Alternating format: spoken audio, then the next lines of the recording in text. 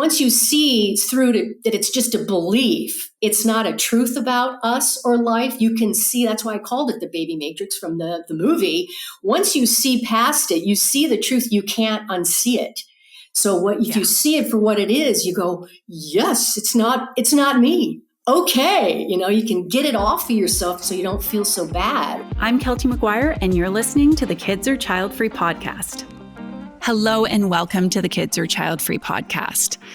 I have to admit that I probably should have had today's guest on much sooner. I cannot believe that it has taken us 80 some episodes, I believe, to get her on the show, because she is an expert on the child-free choice and pronatalism, which is something we'll be talking about today. And whether or not you're exactly familiar with this term, maybe it's something you've heard about or heard this notion of pronatalism, pronatalist tossed around, but you're not exactly sure what that actually entails.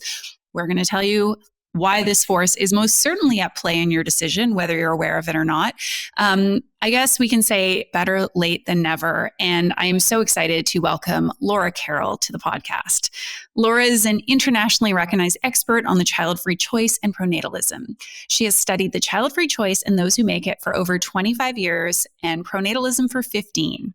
Laura has authored 6 books and contributed to textbooks. And since 2000, she has been featured on network television, been a guest on many podcasts and radio talk shows, as well as US and Canadian public radio. She and her work have appeared in many print and digital media publications, including Fortune, The Wall Street Journal, The Guardian, Globe and Mail, New York Magazine, and Women's Health South Africa and UK.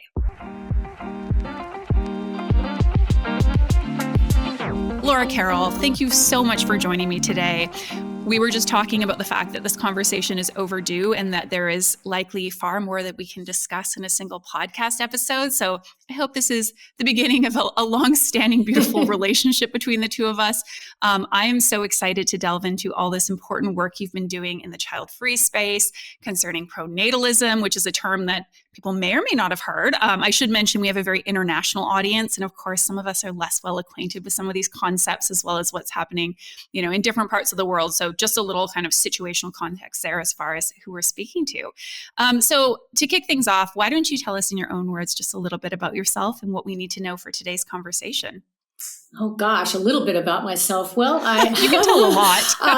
So I guess I started down this path of people with wanting not wanting to have kids is because I didn't want them myself, and so about 10 years into my marriage, this is in the late 90s.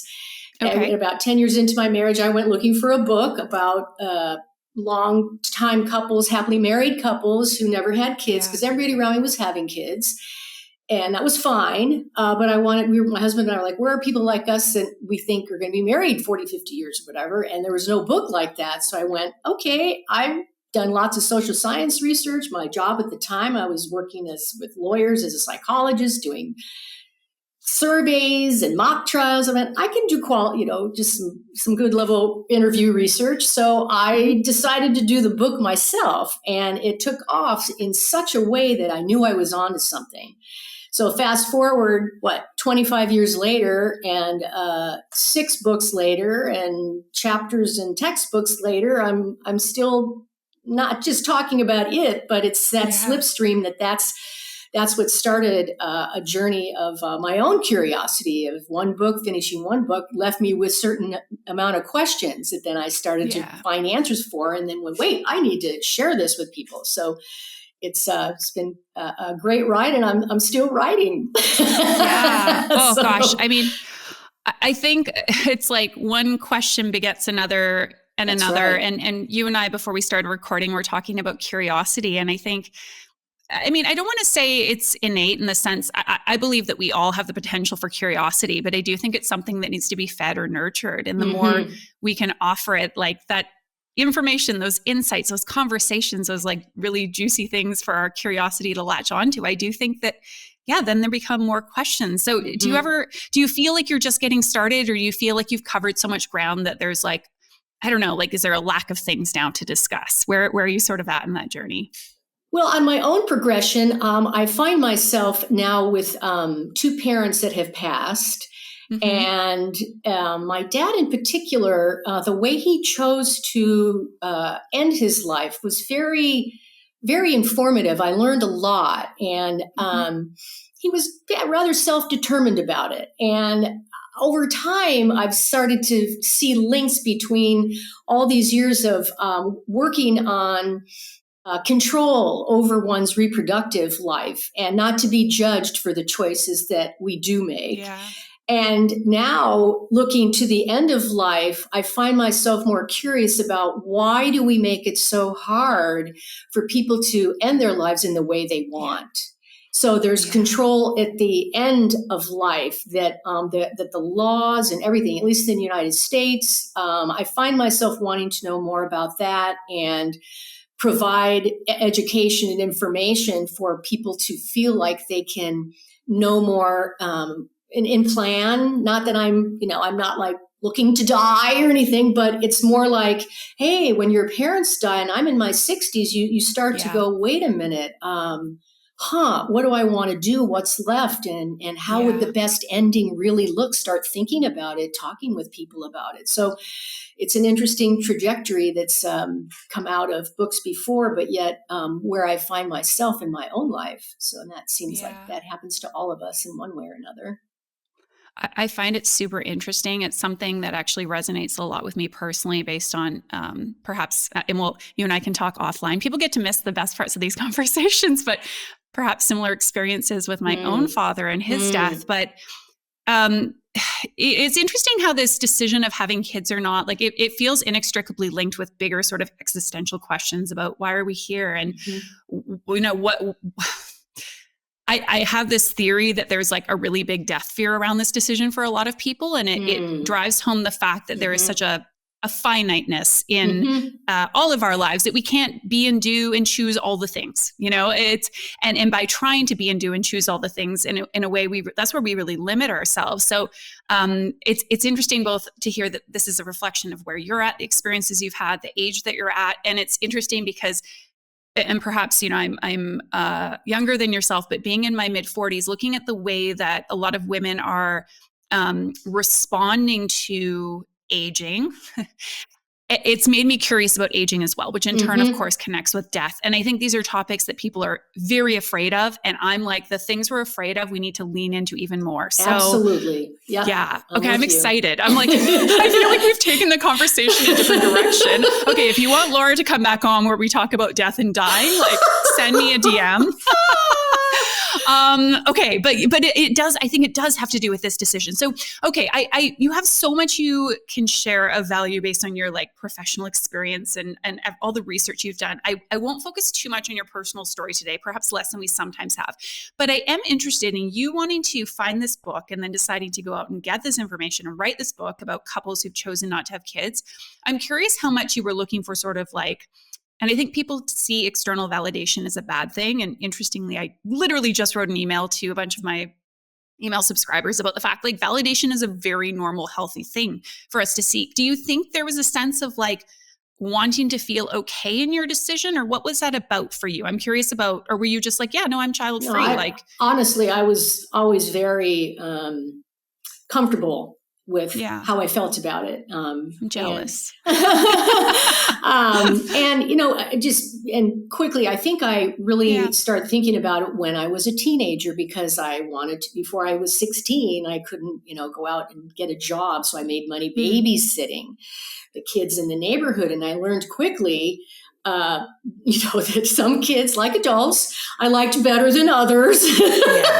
But mostly I got a feel for the process of parenting, and my teen brain went, wait, do I want my adult life to be centered around this? I don't think so. That's where it began. So fast forward to when I had been married 10 years, it was more like my husband and I were looking for older couples who were doing marriage in a way that I didn't see around me. So we still do want to go the distance. And I wanted to learn from others how they were doing it when parenthood wasn't part of their marital experience, because it's such a huge deal for so many, and even not being married, just like, coupled people that are committed for long periods. So that was my curiosity. I think that drove it more than anything else. Yeah. Yeah. Okay. Interesting.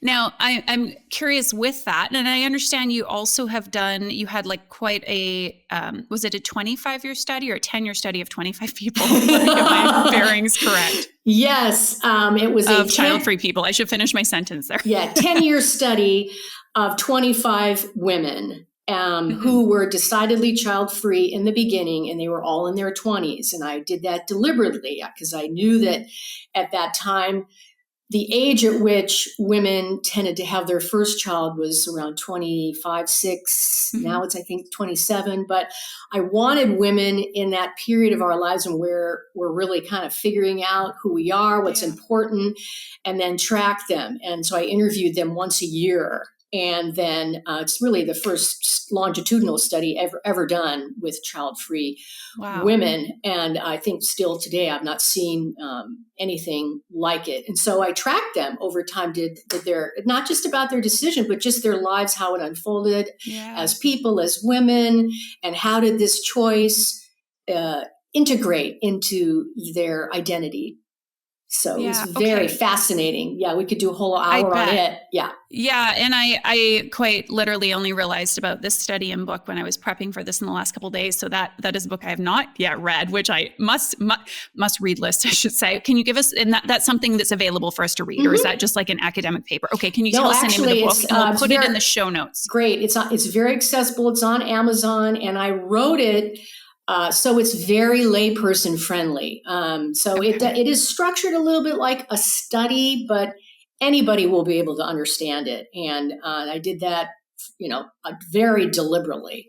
So, and it will share the results in a way that I think is very easy to digest. And there are surprises. So, I think it's very worth learning about these 25 women. It tells us a lot about watching the decision over time, because I know there's some studies that have, come out recently, like, more people are never going to have kids, and it's the age group from, 18 to 50 or something. And I look at that and I go, well, if you look closely, the wording of those questions is their intention is not to have kids, right?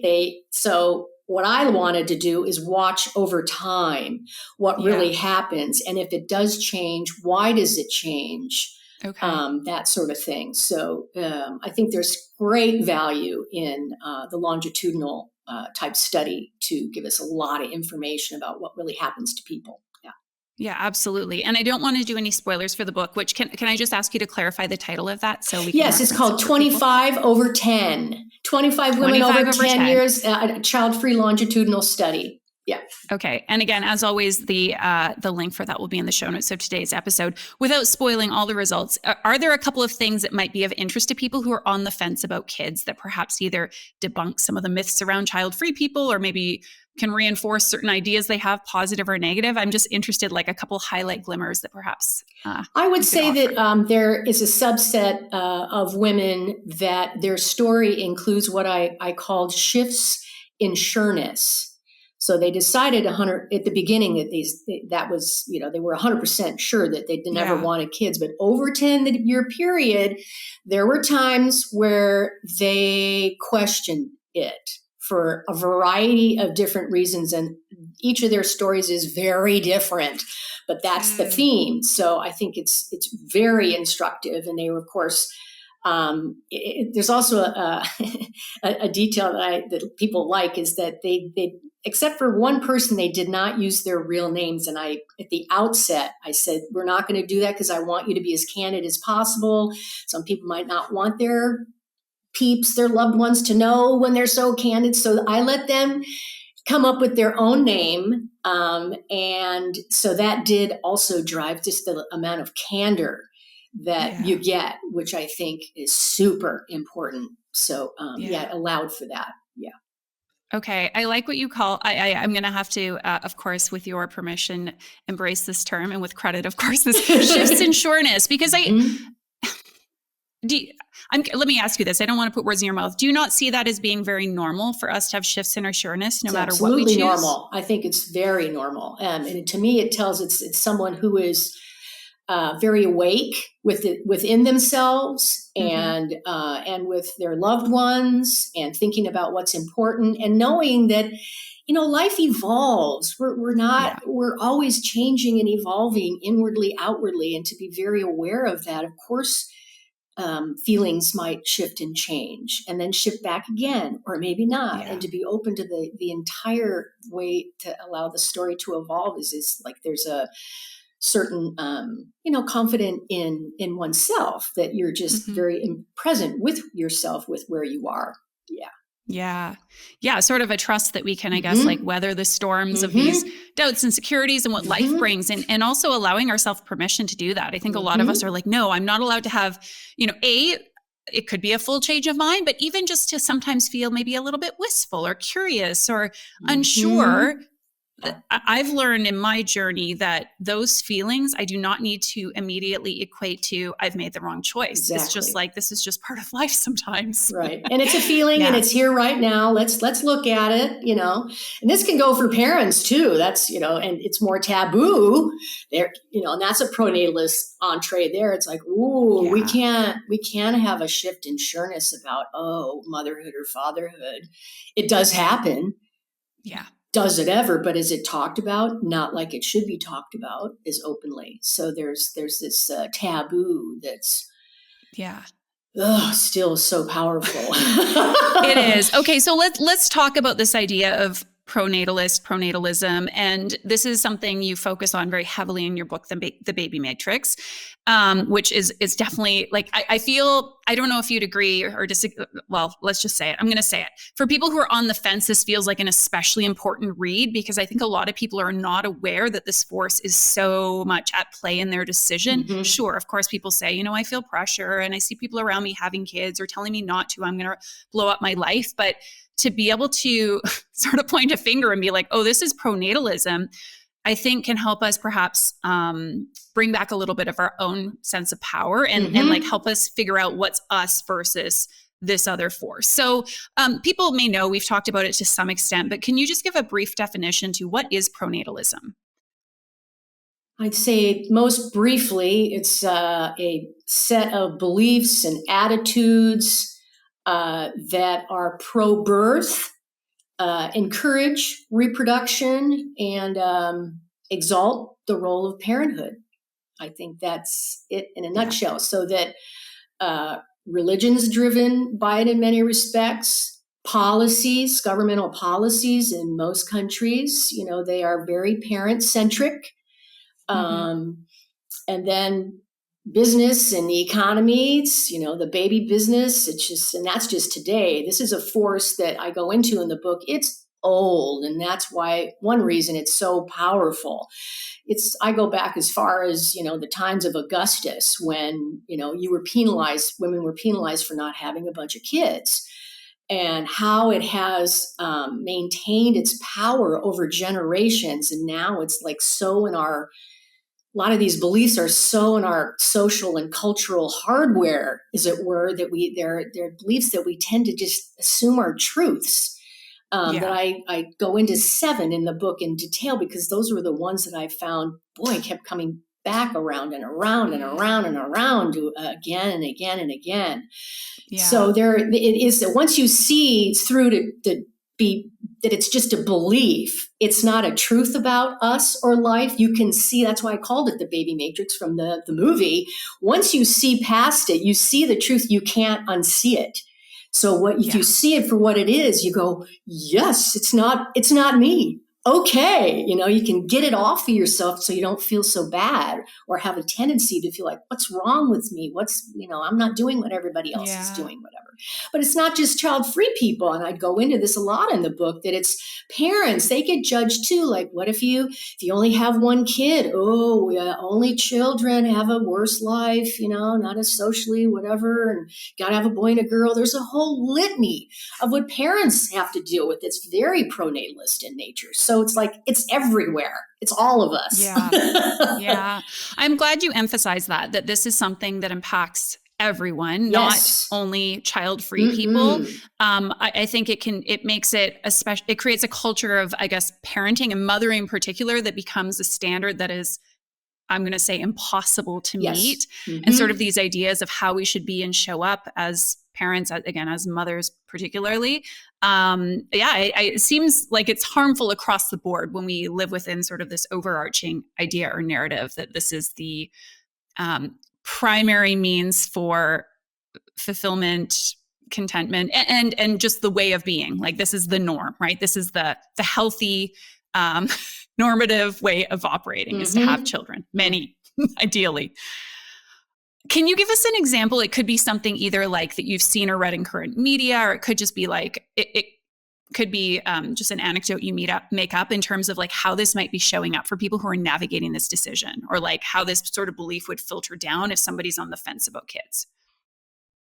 Let's say maybe briefly speak to three discussions I do in the Baby Matrix, and I have 7, I just call them pronatalist assumptions. Yeah. So, because underneath that, it's just a belief that we think is true, or many people think it's true. One I call the destiny assumption. So this gets at how the pronatalist belief that we're somehow biologically wired to want kids. The desire is wired, when really the truth is there's no evidence to support that. There's no biological evidence now. There is biology in oxytocin and things that happen to us at delivery, et cetera, but there's no biological explanation for having to want kids.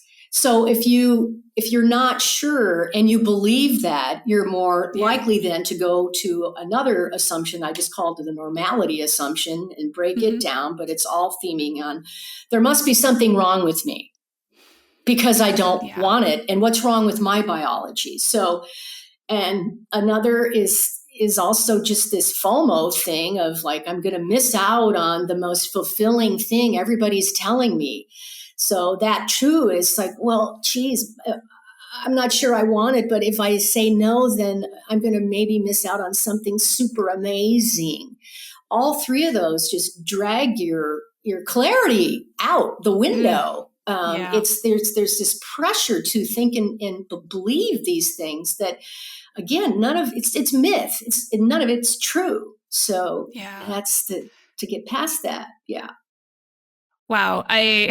For those watching the recording, you would not have seen my face, presumably, unless you're watching me from a corner, in which case I'm very alarmed. That hits hard for me, like hits home, I should say, so hard because like over and over and over again, when I was on the fence, I was like, there's something wrong with me. I feel unfeminine. I feel broken. Yep. Why don't I want this? Or why don't I want it in the way that I feel like I should? Yep. I was like, I think I need to get my hormones checked. Like women are talking to me about their ovaries aching and the biological clock has been, which I appreciate you mentioning. Like, of course there is biology involved. And so we're not saying that like, you can reproduce infinitely. Of course, there's a biological clock from that standpoint. But the idea that there's something that turns on that's like ticking, so to speak, inside of you that's saying, make a baby, make a baby, make a baby. Like I fully bought into that. And you're absolutely correct that in order for me to get clear on my decision, I had to really unpack and sort of dismantle these ideas and be like, is that true? Says who? Like, is there something wrong with me because I don't want this? Or, and like, I want to be mindful because I understand some people's experience that like there was a very sort of almost visceral, like dawning sense of, wow, I really want to have a child. But if it's not biology, where do you think this sense or desire or urging, my ovaries aching, where does that come from? How would you explain that? Boy, I think it's, again, back to just a social and cultural years and generations of, just putting it on us, pushing it on us, if that's how we're supposed to feel. And I'm not saying that this longing that can come over people isn't real. The underpinning, I believe, is more psychological than anything. Mm-hmm.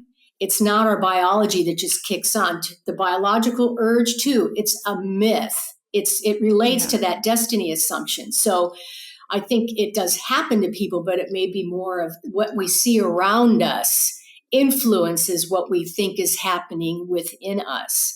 So again, it's so deep, it's so old and so deep that again, it's people think it's a truth about life when really good on you. You got to unpack and go, where's the evidence? Where is it really?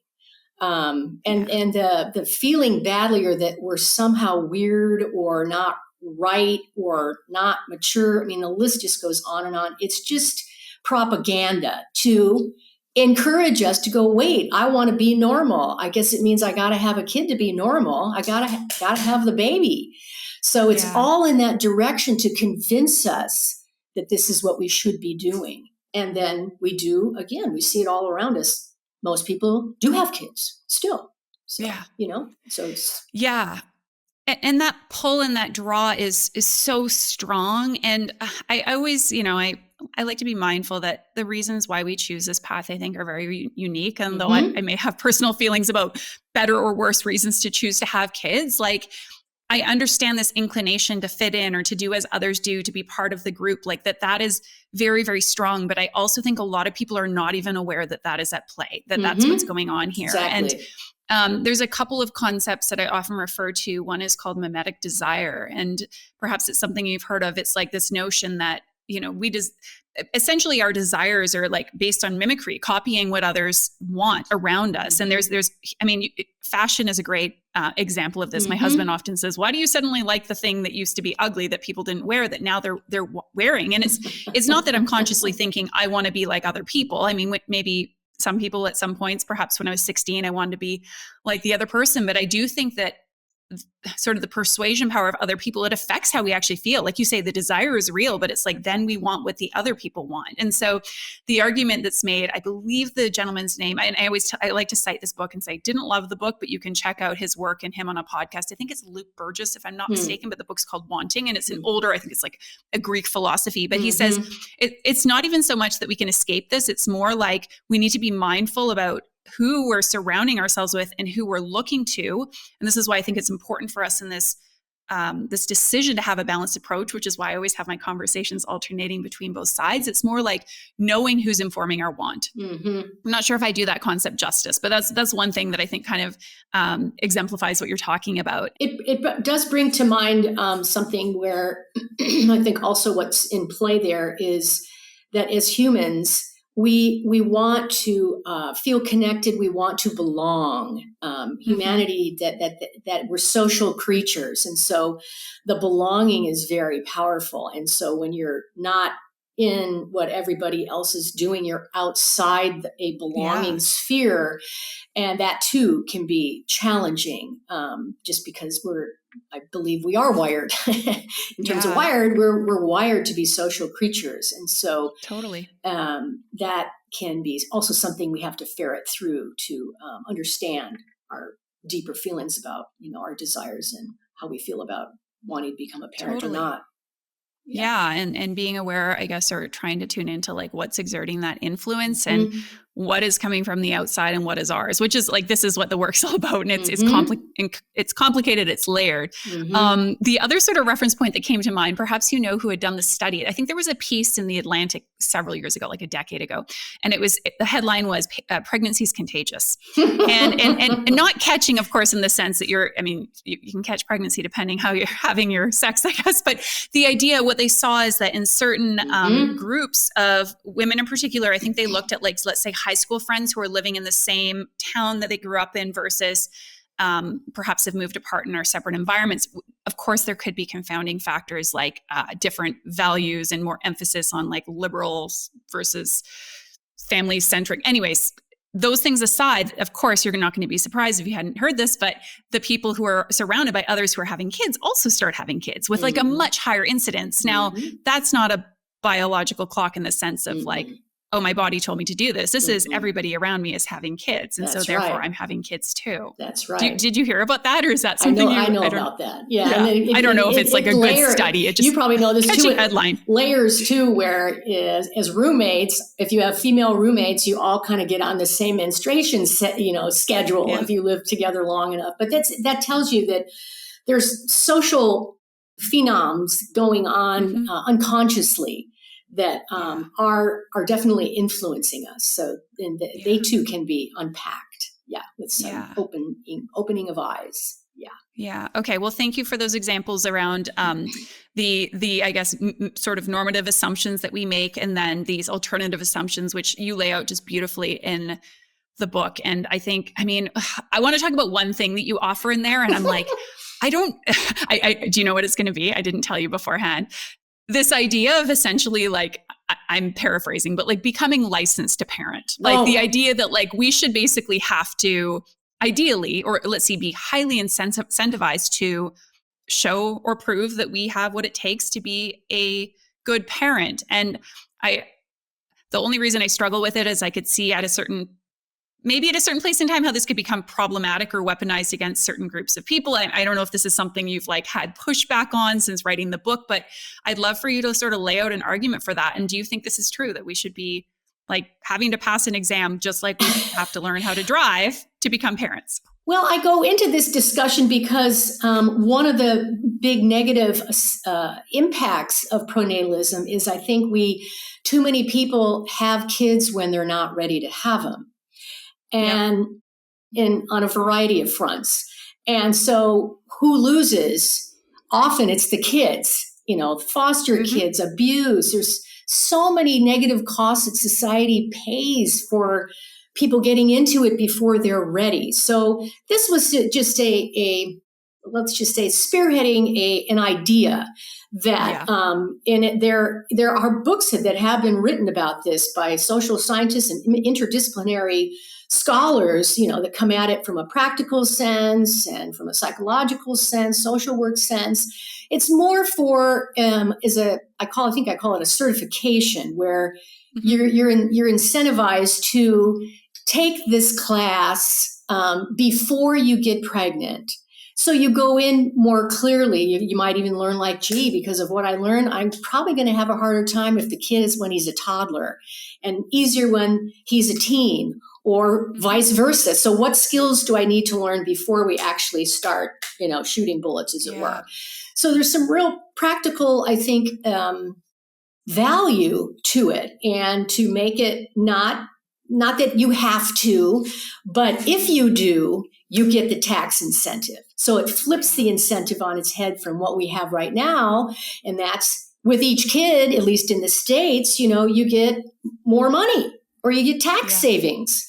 So it's also trying to discuss that as well. It's like, why do the policies really, make people want to have more kids financially? Because they can benefit from it. So it's more from that ground of like, what are some other ideas on how we could solve this problem so that we'd have more parents that are better, they're fit parents, and that they raise well-adjusted kids. So that's an example of like, I'm just not talking about people who don't want kids and, how we need to ferret through all this. This is everybody, and looking at society as a whole and what we pay for these beliefs that we gotta reproduce. That's what we gotta do. All right, I have a very important invitation to make, and that is to join us for one of our upcoming Kids or Child-Free workshops. If you have not attended one of these 2-hour workshops and you are unsure whether you should have kids or stay child-free, this is the next thing on your to-do list to getting clear on the right choice for you. Head to kidsorchildfree.com. I will also link to our workshop page in the show notes and get all the details on this 2-hour live online workshop that's going to help you get more clarity and direction in terms of whether a future with kids or a future without them is the right path for you. Tickets are only $45, and we have these workshops every month or two, so you should be able to find a date and time that works for you. If you can't join the upcoming date, make sure you sign up for emails so that you can get notified when the next date is announced. Yeah, I agree with you. And I mean, I've heard it said and argued before, and it makes a lot of sense. Like, you're not going to have any random person do brain surgery on you. So, and this, like, bringing forth a life, I don't know about you. I feel like the work we're both doing is so important because I frankly think that like the vast majority of problems we had in the world could be at least like majorly tempered sort of down if people were having kids with greater intention and also the ability to really raise them in a thoughtful way. Like I look at amongst even the relatively well-adjusted functioning members of society that I know, friends and family members, with people, parents for the most part that had like good intentions of raising them, and still, unfortunately, the harm that can be inflicted that cause us to respond and act in all sorts of, maybe less than optimal ways. And of course, you think about then the damage that is done, like you say, through parents that really, are neglectful or abusive or harmful, whether it doesn't have to be physically, but emotionally, and what the trickle down spillover effect is for society. You got it. We're doing God's work here, Laura. Goddess's work. And sometimes you got to throw out bold ideas. And you're right. When the book first came out, I got pushback on that. It's like, oh, are you a socialist? I'm like, no, I'm just trying to be practical here. And no, this is not a book about it, but this is something that we should discuss more. And for the benefit of humans we bring into the world. So absolutely. Yeah. And I mean, I think certainly helping people better question, is this something I want to do? But at the very least, equipping the people who do it, whether that's for good or quote bad reasons, to help them do a better job of that. Yeah. I mean, you talk about babysitting. I remember before I babysat, and I don't know if it's still a thing that people look for, but like I did like a babysitter's course. I think it was about 8 consecutive weeks. I got my little certification. I had to learn. Now this was more practicalities of, CPR. How do you put a diaper on? How do you check the bottle has not too hot of milk in it, whatever. But like the fact that you take a babysitter course, exactly. And you don't, some parents might do a preparedness course, but I think probably relatively few do. Yeah. There's a big need for it. Yeah. It's mostly just to be better prepared. If I had chosen differently and I did want to have kids, I would have looked for something like that to go, okay, where am I going to enjoy this? What am I maybe not going to be good at? What am I not going to like? And I need to I got to tend to that, because before I know it, that kid's going to be here, popping out totally. all of who he or she is, So I think it's would be to the benefit of many people and kids. So again, I had some big ideas in there that I think deserve more discussion. So. Okay, well, more future books. I'm sure each and every idea that you focus on could be like a whole world in and of itself. I want to talk about this idea that we are responsible for population decline if we're not having enough kids, or if we are not having kids, because this is something that is weaponized so much, to the extent that I hear people who are like, oh my God, if I don't have kids, like, am I bearing some sort of responsibility for the fact that we're not going to have enough people to uphold society, and that all our elderly people won't have enough caregivers, and on and on. Tell me, I mean, first of all, is this a real problem from your standpoint, that fertility rates, or birth rates at least, are declining? And are child-free people to blame? And if not, I'm going to guess if not, but how would you reframe that for people who are thinking about or have planned not to have kids? Well, one branch I went down in researching the baby matrix, I looked at population and is the world overpopulated? What does that even really mean, et cetera? And landed with, I ended up doing a book called Man Swarm. Man isn't with the capital M. Man is like our species. I learned a lot about what it means to have too many people, too many humans on the planet. So my view from being involved in that book is that I am with the camp that I think there are too many people. And as I looked this morning, ready to be on the show with you, is the net gain in the U.S. every second is one person every 14 seconds, I should say. Wow. So when you think of it that way, we're bringing in a lot of people every minute, and that's just our country. So in my view, the crisis is more that we have too many people, and that the biodiversity that we're losing and the resources that we're losing is a more important problem. And those of us who don't reproduce, we should be lauded, because we're not. Our carbon emissions are going to be a lot less, because having a child it skyrockets it. So I don't think it's anything to feel badly about. I think, if anything, people who don't have kids or have fewer should feel good about their contribution. And I so do. all this stuff about, well, what about the economy and old people? That's all pronatalist messaging again. So it's only if you believe that growth should be infinite that you should care about this. And so government, business, they all do for their reasons, right? And religion, the organization of religion. So of course they're going to push it. But really, if we focused on more of a sustainable economy, I think there'd be room for everybody, and we would find answers. We would find solutions, but we have to get off that growth has to continue and get bigger and bigger. Okay. I'm curious. I mean, you've been doing this work for, I think, 25 years now, focusing on the child-free choice, pronatalism for about 10. Is that correct?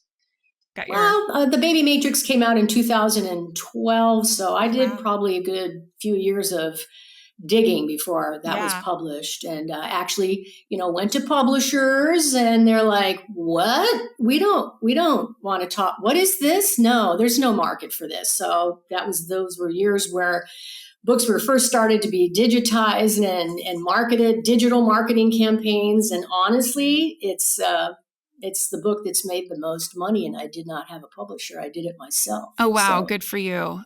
But that's what I had to try to do with some of this in the very beginning. But now things have changed. It's easier to get books published with traditional publishers of the few that are actually left. It's a tough business to be in. But back then it was tough to be able to get out there and talk about this stuff. In the late 90s, it was different.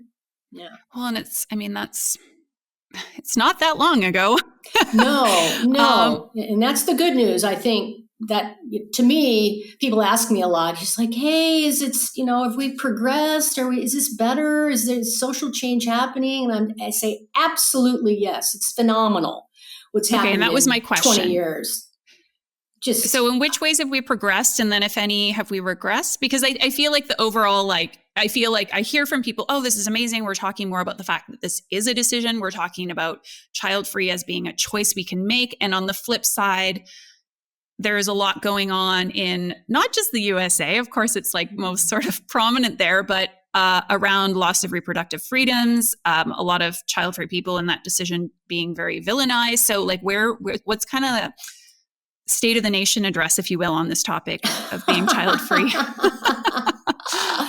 Well, I will say that since starting to research in the late 90s to where we are today, that just the evolution of our digital world has made progress happen so much faster. More people are educated about this choice than ever before. I mean, when I first started researching families of two, Google didn't even really exist. I put advertisements in newspapers, magazines to find couples, and they contacted me and I got messages on my answering machine. Okay. That was where we were at the time. And people were out there, and they're like, oh my God, finally people want to talk to me, or us in this case. And I helped the child-free kind of come out of tributaries of society because there was no place to speak. And so now we have that, we have education, we have more people can find a community, find a sense of, oh, there's people out there like me, and it's happened so fast. So I just think it's fantastic. And now that, people like you and the next generations, they're taking the helm and just making it expanded even further. So I see it going in more positive directions all the time. So now on the regressive, I would go back to its old pronatalist forces. There's enough people now who see through this and are actually doing their lives in the way that they want to do them. And we have forces that work against, that want to get that old messaging back. I mean, even the childless cat lady, to bring that back, that's like the 1950s. And I mean, that lands like with a lead balloon to young women and men that have never even knew that was a metaphor for we women who never had kids or married, So I think it's important to realize where those forces are coming from and what is it that they want. Okay. Mm-hmm. And yes, they're powerful forces, and they have been for centuries. That's partly why it's effective.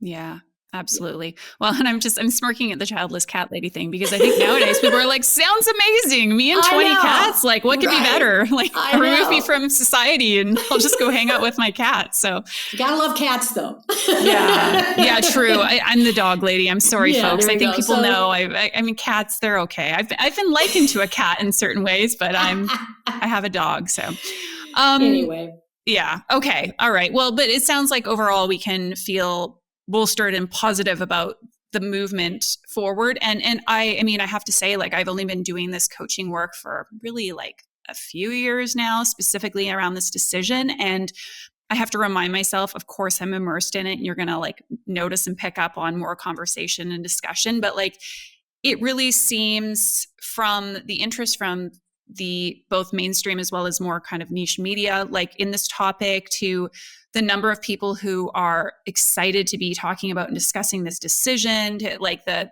child-free creators out there, the communities that are starting to exist. It seems very positive, I have to say. The more people that are focusing on researching in this area, I feel like this moment in time is the place to be. I don't know about you, and it must just feel very exciting for you doing the work that you do. It was exciting in the year 2000 when Families of Two came out, and I mean, the national media wanted to talk about it.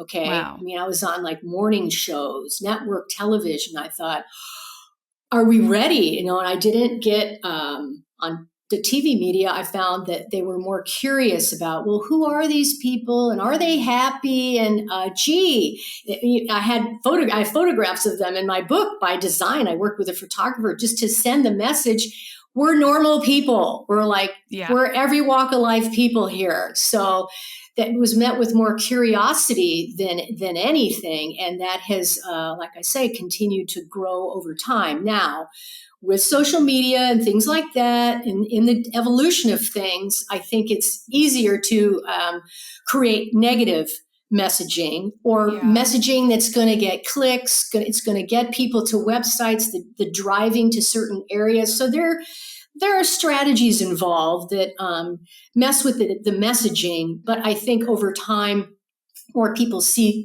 through it than before. So that's very helpful. Totally.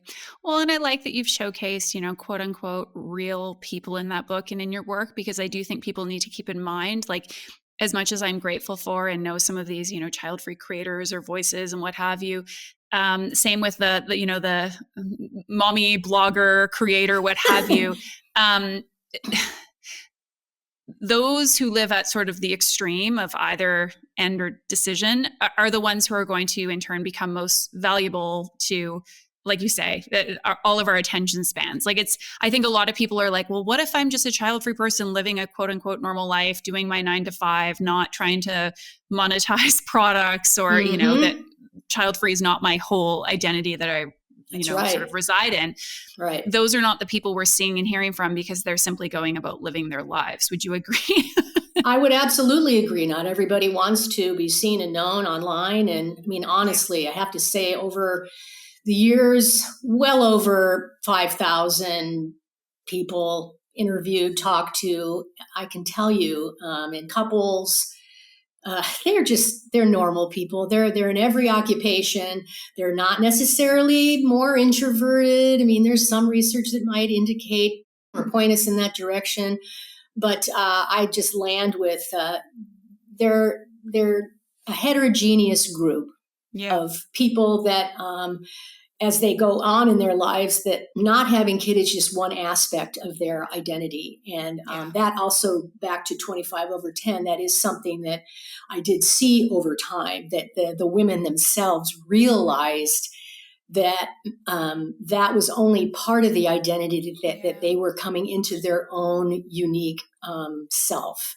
So I think that's a lovely personal growth progression where we see it as an aspect, but it's part of a unique whole, and we're each different in that way. And that goes for all people who make the choice. Yeah. Yeah, absolutely.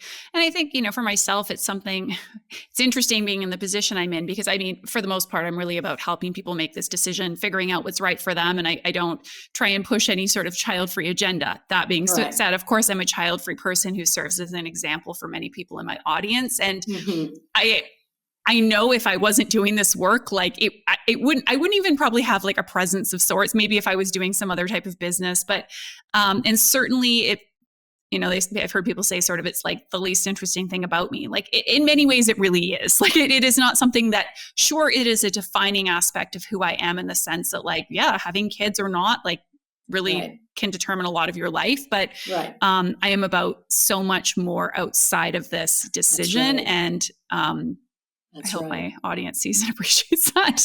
Well, always happy to talk about other things.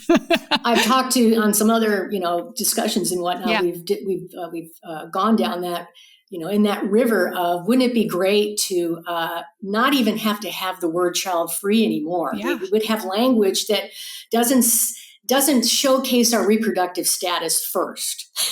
Totally. Absolutely. Wouldn't that be great? That would be a sign of progress. And similarly, to even have to have podcasts about it would be progress. It's an evolution of social change that I'm very curious to watch.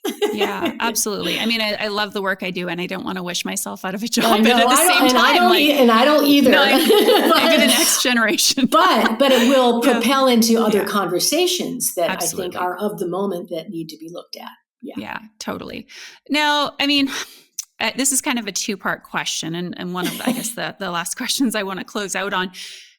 First of all, are more people choosing to be child-free based on the research you've done or what you've seen? Because I hear two things. I hear, no, people have always made this choice, and really we aren't seeing a huge growth in numbers. And I'm also seeing and hearing, and maybe that's partly the pronatalist agenda, oh no, so many more people are choosing this. So what, fact or fiction? Like, are more people choosing this, and call it 50 or 100 years ago?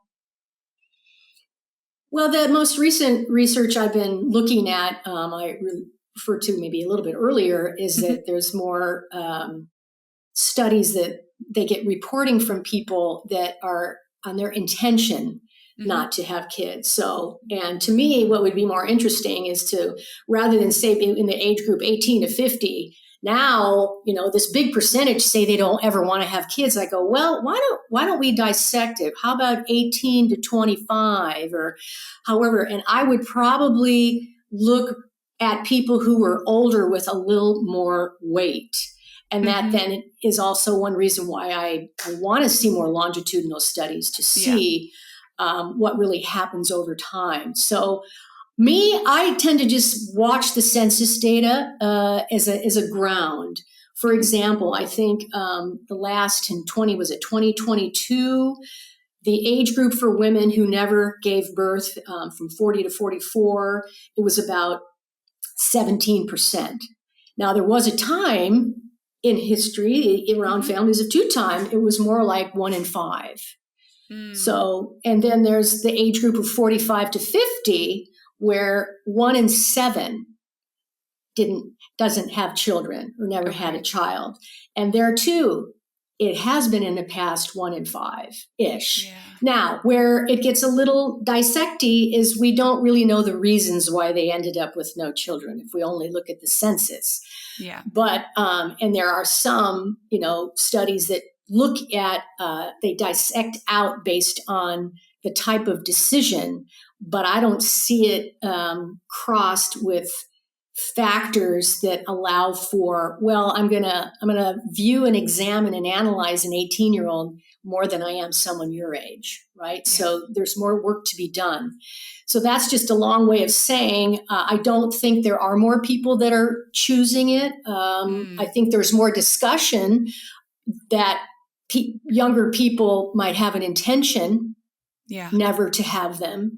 And then I'd say, well, talk to me when you're 25 or 30, 35. And it may end up being that way, but yet they may also have stories of like, well, I was 100% at 18. And then when I was 20 to 25, I met this great person. And then I was kind of like, well, I think we'll wait. Yeah. That's classic. We'll wait to decide, Yeah. So there's so many different stories that can open, and to say it's hard and fast. Yes, more people are, or no, they're not. I think it's tough to get enough data to really say one way or the other. I think more people are talking about it. There were, in the 90s, a lot of people were out there that never had kids, and we just didn't know where they were, and they didn't feel like they deserved to be heard. Yeah. We're a long way today from that. So in that sense, there's more voices being heard that I believe were there 25 years ago. I was actually curious because I was wondering with some of what you're referring to, I had, and I was like trying to reference it here as you were sharing, so I apologize, but I was like, her last name, Dr. Jennifer Watling-Neal. Yes. Yeah, with the Michigan study. Mm-hmm. Yeah, and her and I had spoken about the fact that like, she agreed. And I said, of course, we don't know what like intention versus outcome. And it would be good to look at things from a longer standpoint. So anyways, we can just leave that as an aside. Yeah. Sorry, I just want to reference. Yes. And okay. I've written about that too, because it's an example of we need to separate those two different types of questions. And so what I don't necessarily like is when a result comes out that is truly based on intention, the media grabs it and says, oh, more people are choosing not to. Mm-hmm. Well, not exactly. You got to use the terminology correctly so that the messaging doesn't get out there inaccurately. Yeah. So. Okay. That makes sense. I guess the second part to my question is let's say this. We can't say definitively that more people are choosing to be child-free, but we can say there's more openness around it. A lot of people who are on the fence or who are choosing the child-free path, and this is a question I'd asked our guest, Dr. Jennifer Watling-Neal, when she was on, is where are they all hiding? Like, why? Because I think a sense for a lot of people on the fence who are child-free is like, no one else feels this way. No one else is choosing this path. So how do you explain this sort of disconnect between the fact that these people exist and yet they seemingly aren't really out there? Is that like we have a narrow vision where we tend to focus in on what the majority is doing versus maybe what the minority is choosing? I know it's kind of like a funny question, but are you focusing more on people who are ambivalent or aren't sure, or people who have made the choice and they feel, pretty sure about it? Yeah, interesting, because my question, I didn't clarify, and I guess it's probably more the ambivalent people, which to me, I feel like there's an answer in that, right? But I'd love to hear your thoughts. Well, I have to say, in terms of platforms and finding spaces online for just really good discussion about ambivalence, I don't see as many as I would like.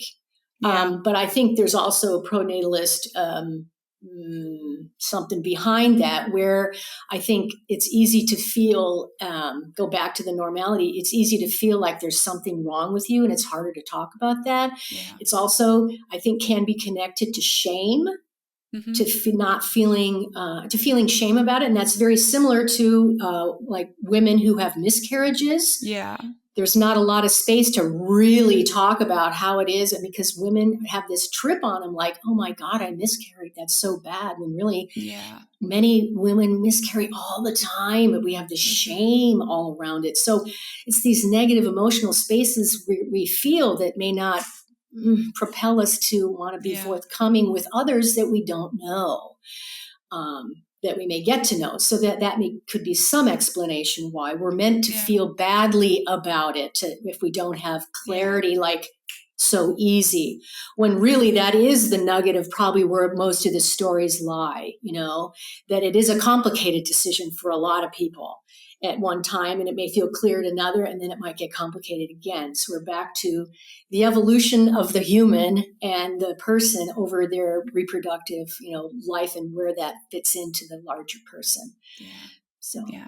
Okay. That makes a lot of sense. I would agree. I think this is, it goes back to what I was saying about we sort of hear and see like the loudest voices are the people who live at, or at least the perception is they live at either extreme. Right. And, this middle ground, this gray zone is one that we don't often sort of shed the light on, but I think it's really important that we do. And again, not just for people who are on the fence, but also for people who are either child-free or have committed to and become parents and who are wondering about like, well, why do I not feel fully sure all the time? Why am I, what did you call it? Not shaking my sureness. What was that?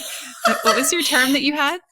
Shifts in sureness. Shifts in sureness. Yeah. People who are having shifts in sureness. That's also something we don't hear about very much. Mm-hmm. It's totally normal, natural. Yeah. So that too is just relax. It's all part of it. Absolutely. Okay. I'm curious, before we wrap up, is there anything that you want to speak to that you haven't shared yet? Any counsel you can give people who are on the fence? What wisdom can you leave us with? I guess I would just, I read the Baby Matrix, learn more about pronatalism and see through some of the beliefs that, we hold as so stubbornly as society, and make sense of it so that it can help everybody make the best decision for them. And that, to me, that also relates to like defining, doing some good personal work on how do you define what meaning means to you? What does fulfillment look like to you? It's not the same for everybody. It's unique to each person, and it's hard work to do. It's easier just to do what everybody else is doing, right? But if you find that, and I like to also characterize it as in a lot of what are the emotional experiences you're looking for in life? Okay, so, and define those and have to ask is having kids the only way to get that experience, and or find what it means to you and define it, and then figure out how kids fit into that picture, if at all. Yeah. So those are just mindsets on how to start with what is mine and how I want to live my life. Yeah. And so seeing through beliefs that aren't true, that are fed to us, is the first step in that process. So I highly encourage that. Oh, and one more thing I wanted to mention. In your internet travels, you may have come across a guy named Jay Zygmunt, and he has a financial planning business called Childfree Wealth for child-free people, as well as what he terms permanently childless folks, people who are never going to have any kids. And he has now started another business that's having a soft launch on October 6th. It's called Childfree Trust, where it's a business that will help child-free people and the permanently childless get their estate documents in order. And if you don't have an executor, you don't know if you should have a trust. And if you know you do, but you don't have one, or if you don't have a trustee, they help you get all of this, these things in order. All the bureaucratic sort of stuff that we don't know the details of. I'm just shocked when I talk to people out there that they don't have wills. They think they don't know if they should have a trust. Most people should. It's easy to do, keeps you out of probate. There's so much education that needs to be had around it. He sees the need. He's got people now, a team of people working for him. And I think it's a business that has a great potential. And so if you feel like you need help in this area at all, go to the website Childfree Trust and follow the soft launch and learn about it, because I think he's up to some really good stuff. He's one of the business innovators who's taking the child-free population as a market. And I think that's really important. There's more need to be done there as well. So yeah, check them out. Totally. Yeah. That child-free market, of course, we do have unique needs that have been largely unaddressed. And I can vet for Dr. Jay Zygmunt because he's actually been on the podcast. So I don't have the episode number off the top of my head. We're getting too many episodes now, but I will link to his conversation and story, which he shares his own child-free journey. And of course, the work he's up to at Childfree Wealth, which was before this new business project of his, Childfree Trust. And we'll also include the link for Childfree Trust in the show notes. I'm grateful for you sharing that, Laura. And I think, for people who are either on the fence or maybe have made this decision, it can feel like it's too soon to consider these things. But I know for my husband and I, we're definitely looking at I think the work will become less scary if we can start doing that work and considering these things now and feel like our futures are sort of dialed in a little bit. It doesn't mean that Yes. it all has to happen overnight. And to your No. point, I think I will also say as well, like Jay Zygmunt and his website, Childfree Wealth, I know there's some really great resources on there for free to sort of figure out, like, if you're like me, maybe listening to some of the words that Laura's sharing, you're like, I don't know what that means exactly, or if I need that. This is like a good starting point, because I think, for a lot of us in our 30s and 40s, maybe it feels a bit premature, but I can say firsthand, having a parent who experienced disability and then eventual death, like having your affairs in order, it's never too soon to do that. And it will make life a lot better for everyone involved, including yourself. As Absolutely. you live up into old age. To have the assumption that we can wait till we're older to do this, you're assuming that you're going to live to be old, and not to be dire about it, but it's hard to know, hard to know how long life is going to last. And for me, what drove it for me is I've been an executor a couple of times, and I don't want to put a burden on the person I've chosen or the people kind of who would take over. I want it to be as easy as possible. So I'm doing it to make it easy for others. And I think that also helps motivate people to just get it in order. And Jay's just got a nice structure, and he's going to make it really easy. And yes, as you get older, this business is going to provide a service for an annual fee. They'll be there for you. And that's for people who may not have someone to go to be their person, executor and trustee and things like that. So what service they'll provide is, I think, a really an important one that is deserving of tracking over time as well. Totally. Yeah. And that's what I was going to say. I'm guessing this is specific to the US, as I know that's where Jay is based. I think so. However, I would hope that what he is doing will soon, like, I'm sure he's inviting the copycat, so to speak, as far as like, we need more of this globally in different markets, serving different aspects of, our child-free lives. So hopefully we'll see things like that soon in places like Canada and Europe and all the other places where I know we've got listeners. If I know Jay, he's got the entrepreneurial spirit. If anybody can do it, he'll be on it. Yeah, that's awesome. I'm excited for him. Okay, very cool. Well, thank you for sharing that, Laura. Sure. All right, where can we find, so first of all, everything we've talked about today will be in the show notes, but where can we find you, your work, and is there anything you're working on right now that we need to know about or that you have coming up? Well, I'm easily found online, lauracarroll.com. I'm on Amazon. Just Google me and you'll find different interviews, and been kind of out there for a while. So, but go to my website and there you'll see more information about my books. You'll also see the La Vie Childfree Writings Library, which that was a blog in and of itself for some years and started in 2009. And after about a decade, I just lumped it all into one site. So you'll see how far back I go. In fact, I think I even put up something up on Blue Sky today. I saw a link on women talking about, I'm losing my friends because they're having kids. And I went, let me pull up when I read them. I've been writing about that since 2010 and my sentiments haven't changed, So you'll see how writings have circled and evolved over time as well. But my books are easily found. And as far as working on something new, my last book that came out was A Special Sisterhood, and really designed for a younger audience in their 20s, et cetera, college age and up really. But I still am trying to find ways to get it into the hands of younger people and for people to know sooner that, and I don't even look at why they didn't have any children. They're women from history who never had kids, and they had fascinating lives. And it was more to showcase all the fun and fantastic ways life can look, no matter how you got there without becoming a mother. So, and it's got great illustrations. So I'm just trying to find places for more people to learn from it and enjoy it. Yeah. Okay. A Special Sisterhood sounds like then, I mean, first of all, I think it would be a great book for people in our audience to pick up for themselves, but super fun. Also if there's a young person in your life, I'm thinking like that would be a really cool graduation gift. And of course, upcoming holidays. Stocking stuffer. Yeah. Okay. All right. We're going to push all your books out there, Laura. I have to say, I feel like I'm pretty good at selling books on this podcast. I've had people who are like, oh yeah, I've had authors, first of all, say, oh, I've heard from people who've read my book and who've reached out thanks to your podcast. And I've also had people reach out and say, oh, I've attended like book events and stuff. So let's hopefully get some books moving for you, because I know that what they contain and all this work you've been putting in over these last few decades now, which, wow, it's so valuable. It has and will continue to help so many people. So thank you so much for coming on today for this conversation. Oh, it's my pleasure. It was fun. Yeah, I'm it was happy really fun we finally chatting. connected. Yeah, thanks, me too. Laura. Thank you for joining us today for another episode of the Kids or Child Free podcast. Now, before you leave, I want to ask you to subscribe to the YouTube channel, because lo and behold, we have a YouTube channel. I've failed to tell most of you that this even exists.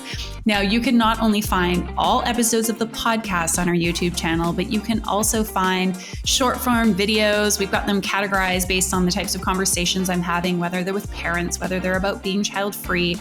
We've got different tips on how you can navigate this kids or child free decision. So lots of good stuff there. Go check it out.